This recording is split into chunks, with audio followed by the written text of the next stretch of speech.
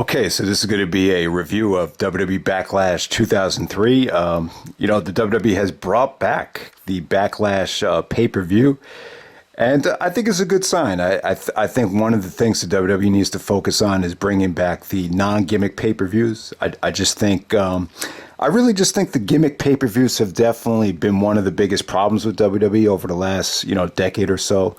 I just think a lot of times they felt very, very forced. I think the WWE, just has a great history of non-gimmick pay-per-views. They have great names. They have a great legacy. And, the Backlash to WrestleMania is something that I think is, I just feel like with them taking away the pay-per-view for as long as they did, I just think it's definitely hurt the company. But yeah, man, for Backlash 2003, this features The Rock and Goldberg dream match, and it's probably one of the worst pay-per-views of 2003. I mean, probably the three worst that's in for contention is Backlash, Bad Blood, and No Mercy. Those would probably be the three worst pay-per-views of 2003. I can't really decide what's the worst right now. But yeah, and also this is probably one of the worst Backlash shows in terms of like wrestling quality. However, the reason I'm reviewing it is because, when I look back on this show, I kind of like the feel of the company at this time still. Like even the WWE, even though they had somewhat of a mediocre year on pay-per-view, when you look at WWE in 2003, it was still an awesome year. It's still, they had so much talent. It was definitely an exciting year looking back on it. But what you notice about Backlash 2003 is when I look back at the pay-per-view, when my brother and I, we used to actually have these pay-per-view parties. And I'll tell you, like when you look back at this show, like I don't remember the party ever getting this crowded for a pay-per-view. So we have more people that came to Backlash 2003 than any other party. And, when you look at the buy rate of Backlash and some of the Goldberg pay-per-views in 2003, they all got a big boost. So, you can say what you want about Goldberg, but one of the things you can't take away from him is that people wanted to see him. He did generate a lot of interest, even though he wasn't a great wrestler. But yeah, I mean, it was crazy. I mean, we had so many people that came to this show that we had to rearrange the chairs in a way where we had to fit everybody into the room. I even remember, someone rang the doorbell, and I'm like, "Who the hell are you?" And he's like, "I'm here to watch the pay-per-view." So I'm like, "Alex, you know this kid?" He's like, "Oh yeah, that's my friend's brother." So you had people that I didn't even know that were, trying to watch this show. So that just shows you how much interest people had in the pay-per-view. I even remember, this is my first year of college actually. And you would try to, people would try to keep wrestling on the down low in terms of talking about it in college. But even with this pay-per-view, I remember, hearing people talking about this show, coming out of class. So that shows you how much, interest people had in the show. And, the pay-per-view actually got mixed feelings, though. It got mixed results. I mean, Goldberg did take a lot of criticism. Even he said in his Hall of Fame speech that he sucked in the WWE in 2003. But yeah, let's just get right down to the pay-per-view. There's really a lot to talk about here. So the first match of the night, you had Team Angle, Shelton Benjamin and Charlie Haas, taking on Los Guerreros for the Tag Team Championships. This is definitely the match of the night. If you look at the pay-per-view poster here, you have Kurt Angle with Team Angle, and when you look at Shelton and Charlie, they look like they want to turn on Kurt Angle here. So it should have been really interesting to see, how that storyline would have played out, because eventually Kurt Angle did turn face, and Team Angle did turn on him, but maybe that was in the cards all along. Maybe they would have turned on him at Backlash. But yeah, the pay per view definitely suffered by not having Angle, not having Benoit, not having the Undertaker on this show. That's probably one of the reasons they went to the brand only pay per views, because you can't have that much talent being left off a show. But sometimes, because of injury, or just because maybe it just doesn't make sense, like, where do you fit these guys in? So that's probably one of the reasons why the brand only pay per view started up in June, with Bad Blood being the first one. But Team Angle versus the Guerreros here. Shelton and Charlie did some great heel work. Chavo got a hot tag. Eddie did his best to really get Chavo over with the fans. So he looked great here. But I'll tell you, like, the Los Guerreros tag team was definitely very beneficial to Eddie. This is how Eddie really escalated himself to the next level. When Chavo got hurt, he started teaming with Tajiri, and it was the Team Angle matches really helped Eddie. I mean, he was able to really find his personality by, playing possum and screwing around with the referee. And that's what really got Eddie over to the next level. The finish here was really dirty. Team Angle, Shelton actually, took Chavo out with the boot. He was actually holding his leg while, Charlie got leverage and got the pinfall on Chavo. So Team Angle successfully goes over, but they actually came out with this Kurt Angle picture, like it was like a painting of or just a big picture of Kurt Angle. So Angle actually had to get neck surgery, so he wasn't a part of the pay-per-view. But man, I kind, it's kind of bittersweet, because you kind of think, like, just how different what Kurt Angle's career would have been if he never got hurt and was able to compete at this next pay-per-view, especially with him being in the promotional poster. It's just a shame. He just felt like they had huge plans for Kurt Angle. But Eddie and Chavo actually steal the tag team championships, and they leave in the lowrider. So the Team Angle and the Guerreros, they had a great feud going into the summer of 2003, and they actually turned Eddie heel after Chavo got hurt, and he actually suplexed Tajiri through the lowrider, and the Eddie heel turn did not work, but it was really that summer where Eddie's popularity just went through the roof, especially when Chavo returned. So yeah, definitely Team Angle and the Guerreros, definitely the match of the night. Next up, you have Rikishi taking on Shawn O'Haire with Roddy Piper. So Piper actually returned at WrestleMania in the Hogan Vince McMahon match, but yeah, they brought him back to help out some of the younger talent, and the guy he was really promoting was Shawn O'Haire. He was in WCW. He's Shawn O'Haire is kind of the guy you think of when you think of guys from the Invasion from WCW. That is the reason why the Invasion sucked. Like you think of, I hate to say it, but you kind of think of Shawn O'Haire. They had the whole thing with the coconut here, and Rikishi getting his revenge on Piper. O'Haire hit a pretty nice finisher here, a pretty jacked up guy. He had this saying that, I'm not telling you guys anything that you don't already know. So that was a pretty unique catchphrase, but this is pretty much as far as Shawn O'Haire got. I don't know, maybe because he was a WCW guy, maybe Vince just wasn't a big fan of his work, but this is really as far as he got in the WWE, and probably one of the worst pay-per-view matches of the year. Piper, the only really good thing that came from Piper coming back was, Jericho decided that he needed a show on Raw to compete with Piper's Pit on SmackDown. So he actually had the highlight reel, but and the highlight reel was great. I mean, that's to me, like, that's one of the highlights of 2003.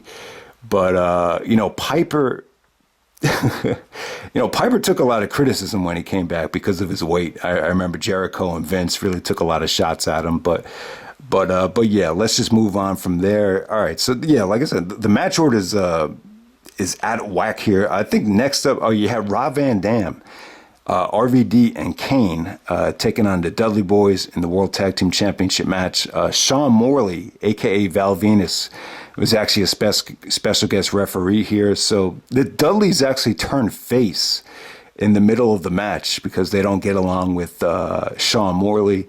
RVD actually had a good showing here.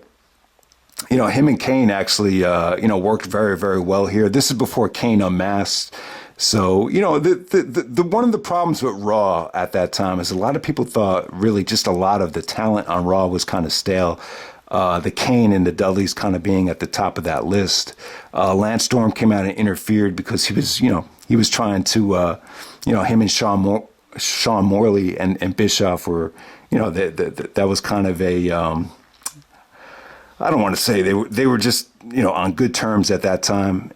So Van Dam actually busted out a lot of nice things here. He was acting a little bit more cocky, more old school RVD ECW than he normally would. It seems like he kind of broke character at times.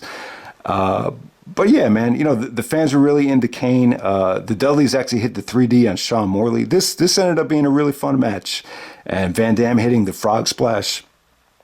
And Kane was kind of pumping up the crowd as, Van Dam was doing the frog splash. Definitely a solid match right here. All right, so next up you had Trish Stratus taking on Jazz with Theodore Long. So, Trish and Jazz had a lot of matches, going back to, 2001, actually, when Trish finally won the women's championship. But, in 2003, the difference with Jazz was, Teddy Long kind of gave her an extra dimension. She had this saying when she came out. She said, the bitch is back and the bitch is black. Believe that. So that was pretty cool. But, Jazz was good for Trish. Trish really had to fight to earn a lot of people's respect. Trish is a beautiful woman. She's one of my favorite, women in terms of looks, like ever. I mean, she's got everything, Trish. For my personal taste. But at that time, when she won the belt at Survivor Series 2001, I mean, she had to prove a lot of people wrong. A lot of people kind of just thought, maybe she's just going to end up being just another, Barbie doll. But, Jazz was tough. She was rough. She was rugged. Her attitude was fuck it. And she just, she really got the best out of Trish, and they had a really long feud. I mean, Jazz actually interrupted the Divas on Dresh before Trish was able to strip at that show. So, this had been building up for a long time. I mean, they had so many matches. Jazz actually goes over here and wins the women's championship. Not one of their better matches, but,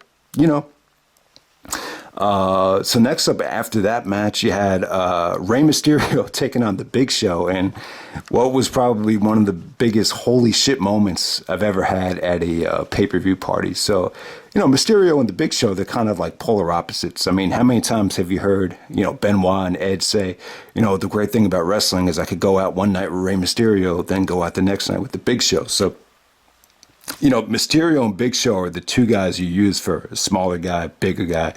So we get to see them here. They've Ray and Big Show have a great history. I mean, they've had a lot of great matches in the past in terms of like storytelling.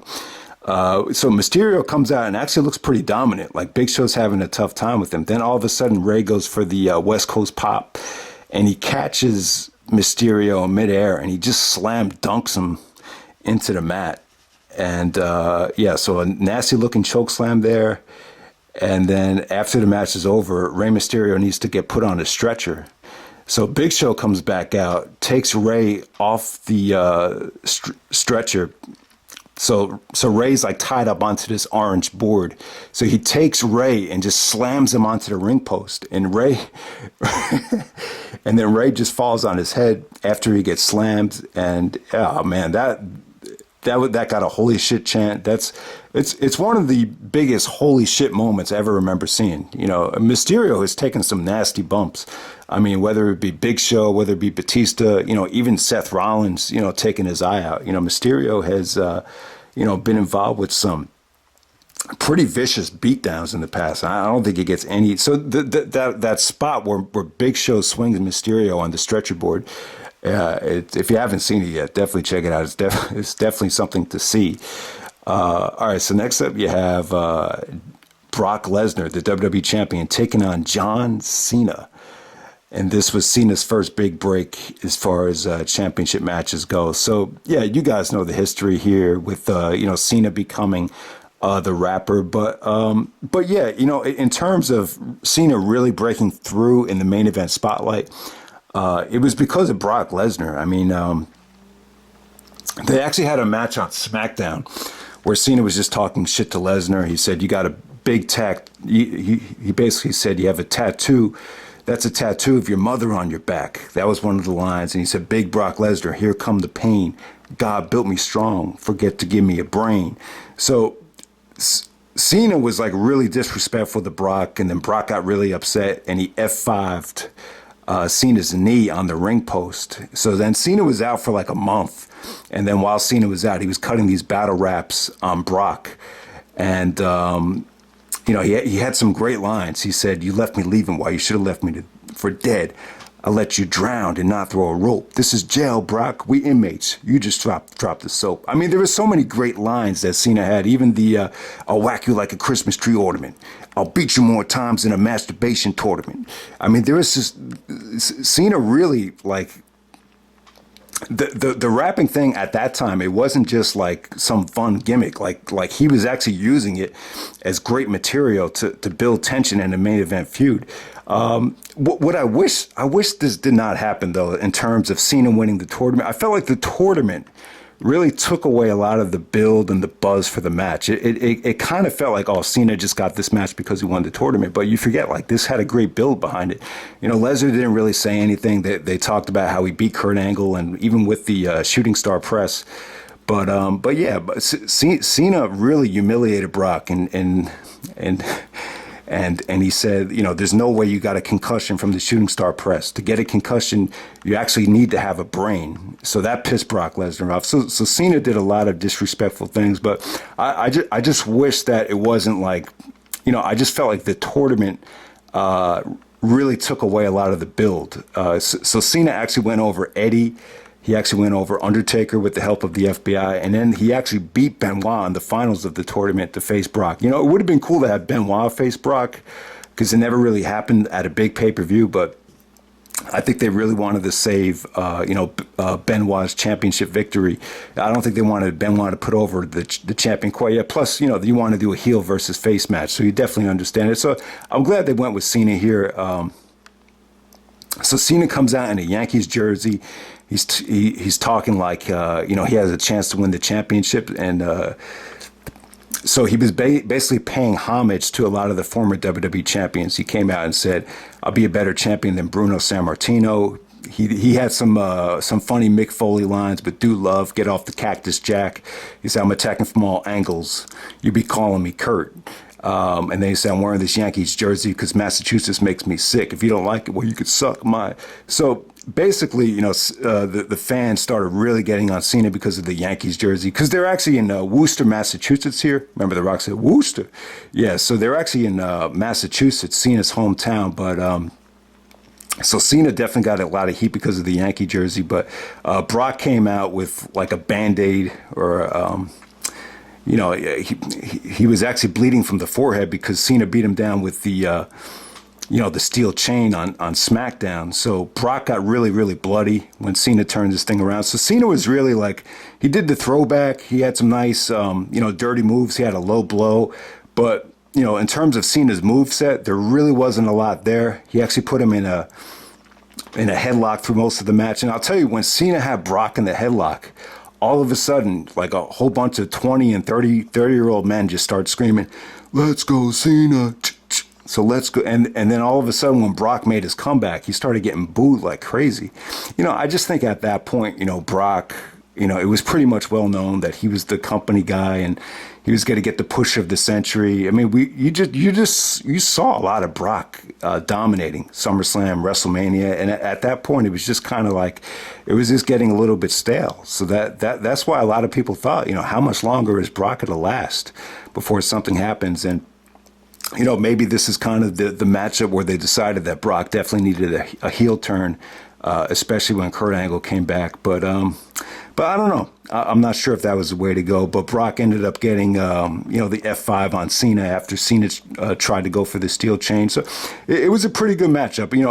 Even if you weren't that impressed with Cena's wrestling ability here, Michael Cole and Taz, they came away impressed. You just came off with a good feeling, especially like Cena's facial expressions when he had Brock in the chin lock when the fans were cheering him. He had some great, like everything about Cena was perfect here, except like the the overall execution of some of the wrestling moves. But, in terms of emotion, I think Cena really passed the test. And it's a shame that we didn't get to see a lot more of Brock and Cena. This is definitely not their best match. Their best match is probably at Extreme Rules.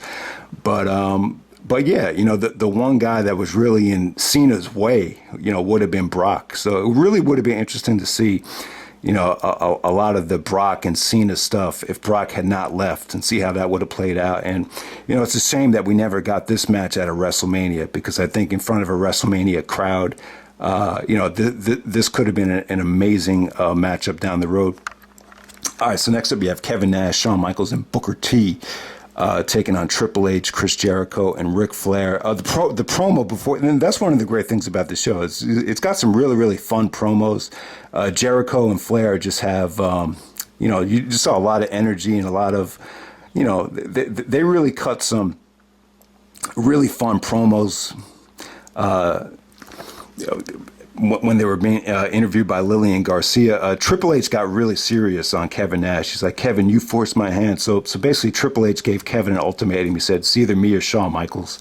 At this time, Triple H and Shawn Michaels still hated each other. So yeah, the match is really just about building up Kevin Nash and Triple H. So Nash finally came back after tearing his quad. So they really wanted to cash in and do a Kevin Nash and Triple H for the championship. But yeah, the Triple H and Kevin Nash matchup. A lot of people will argue.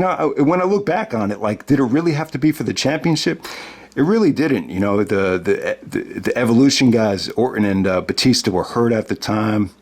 And I don't know. I really felt like, you really could have gave Booker T the championship, and maybe Booker T could have held it for a couple months here. But no, I mean, I guess the mindset was at that time that, and this is what was reported on the wrestling dirt sheets. They really felt like Triple H needed to be the champion because you had so many, players from WCW coming in. Like you had Booker T that was a face. You had Kevin Nash coming in. You had Goldberg coming in. Yeah, Scott Steiner had just came in. So, that's one of the reasons there. But, in retrospect, you could have had Triple H face these WCW guys in non-title matches. I mean, this is one of the things that really hurt 2003, were some of these Triple H championship matches. I mean, they really were, pretty poor in retrospect, but that's pretty well documented. But this tag match right here, it was a lot of fun. You could just tell Shawn Michaels' confidence was sky high here. He just had a lot of fun. The fans were really into Flair. Jericho's promo on Michaels was just hilarious. Jericho in 2003. This is the best Jericho ever was in terms of promos, especially with the highlight reel going into the summer of 2003.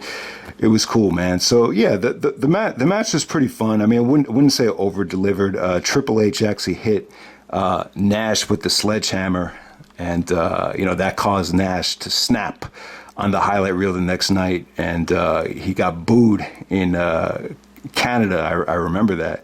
And then him and Triple H had a brawl the next night on Raw. But yeah, this really was all about setting up Triple H and Nash. And Triple H actually low blowed Kevin Nash with the sledgehammer before this match because Nash, because he was very indecisive in terms of choosing Shawn Michaels or Triple H, which friend are you going to go with? So that's what that was about. And then the main event, you have The Rock taking on Bill Goldberg in the main event of Backlash 2003.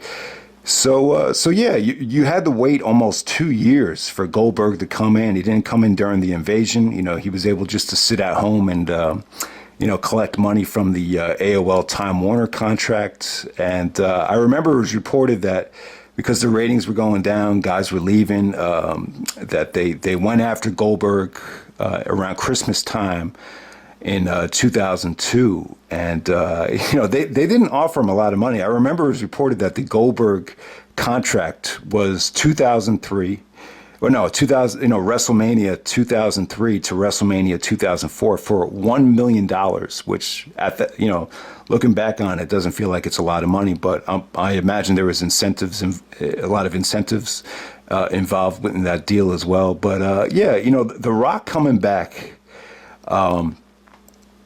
was great. The Rock turning heel. One of the problems was The Rock kept coming back and leaving. Winning the championship, putting a guy over, and then leaving. And it just, the fans just got tired of it. It kept happening way too often. Every time The Rock would come back, he would leave and go make another movie. And The Rock got a lot of heat at SummerSlam. He got booed at the Raw 10th anniversary special. So the Rock was really happy about turning heel. He felt like, oh man, I could finally be me. And it was great, man. The Rock, he really just acted like himself. He was entertaining. He helped put other guys over. So he beat Hogan at No Way Out. They had to do the set up the Hogan and Vince match.